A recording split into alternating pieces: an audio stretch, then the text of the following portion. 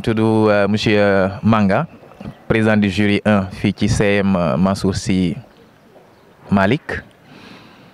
Alors suñu jury mu ngi am 170 candidats 81 garçons ak 89 filles malheureusement nag am na 5 jigéen yi nga xamante ne ñëwuñu donc 165 candidats finalement ñoo composé ci 165 yooyu noonu ñu ngi am 81 garçons ak 84 filles ñoom daal ñoo composé ba fu mu toll nii daal. lu ñu doon xaar ci accompagnement am nañ ko et tout se déroule bien amuñu problème surveillance amuñu problème jumtukaay yi ñu war a gunge donc alhamdulilah di ñaan rek résultat yi baax.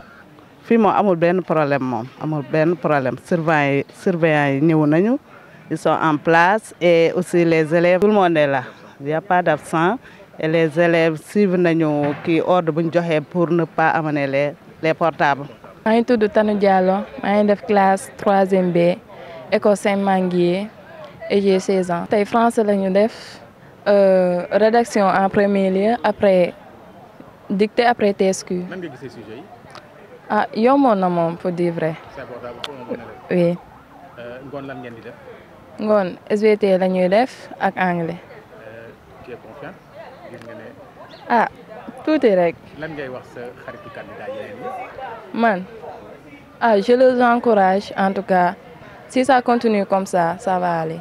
tey français la ñuy def muy composition française dictée TSQ ngoon si ñu def SVT ak LV1 maanaam anglais bi waaw suba mathématique HG ci suba gi. sujet yi am na clarté léegi nag comme li ma koy waxee rek. xëy na xale yi mën nañu ko gisee neneen mais pour l'instant moom sujet yi moom macha allah c'est accessible candidat bu nekk daal mën na koo def waaw léegi ñaanal leen rek moo ci des. man maa ngi tudd Pape Libasse laay dem maa ngi nekk ci centre Saint-Manguier di def classe de 3e. ok tey yan sujet ngeen def le matin. tey def nañ kii production d'écrit dictée ak TSQ. nan nga gisee sujet yi. sujet xaw na yomb tuuti rek. c'était abordable. waaw c'était abordable. lan ngeen def ngoon. ngoon dañuy ñëw def anglais après SVT. maa ngi tudd Ndeye Anta Bari ma bokk ci candidate BFM école Saint-Manguier j'ai trouvé sujet yi abordable na moom. nit ñi def tey le matin. tey def nañ TSQ rédaction et dictée. sujet yi au global nan nga ko gisee. le global sujet yi kii woon na yomboon na daal. bokk waaw. jafewul noonu.